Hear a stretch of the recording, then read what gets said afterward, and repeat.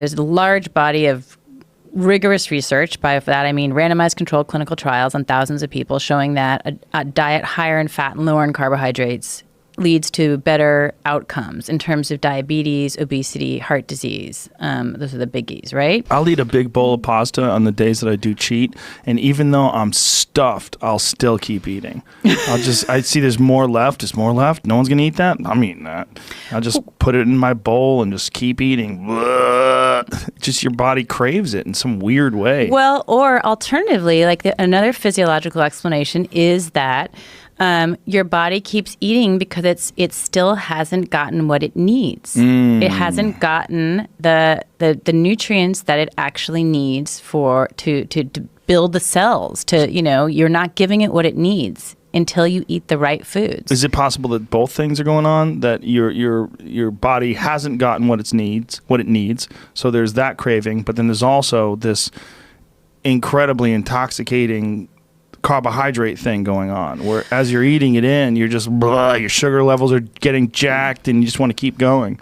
So what you're talking about, I think, is a little bit more like the glucose roller coaster that happens, and that is part of carb addiction. And what that is you eat carbs, really any kind of carbs, so I'm talking about bread, pasta, even healthy whole grain bread, putting little air quotes around healthy, and M&Ms and Snickers bars, whatever, any of those foods, when you eat them, they're converted in your blood into glucose. Okay, glucose is a simple sugar it goes around in your blood, and it's like a quick fuel, and your body uses that up, and then when it's gone, you want another hit.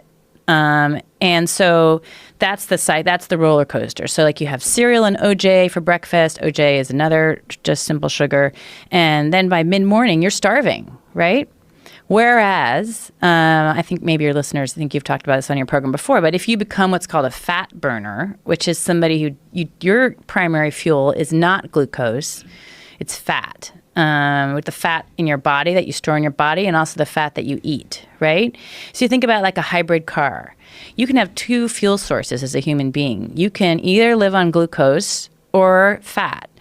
If you've got a healthy metabolism, you can switch back and forth between them, right? So I've trained my body to be a fat burner, right? So I can live off of fat. It's like I can be the electric car. But when I eat carbs, then I can switch over to glucose, but I'm healthy enough to switch back. But people who are unhealthy or have just been living on carbs for a really long time, mainly glucose, they can only get their fuel from glucose. And if they don't have glucose, they just bonk. That's why you have, long distance runners who are constantly sucking down those what are those called? Those glucose packs and things. Mm-hmm. They can't switch over to fat to burn their own fat. This is the amazing thing. Even an obese person, imagine I were a 300-pound woman. What is that? All that fat on me, that is fuel. That is the miracle of humans to be able to say it's like having granola bars strapped all over my body, right?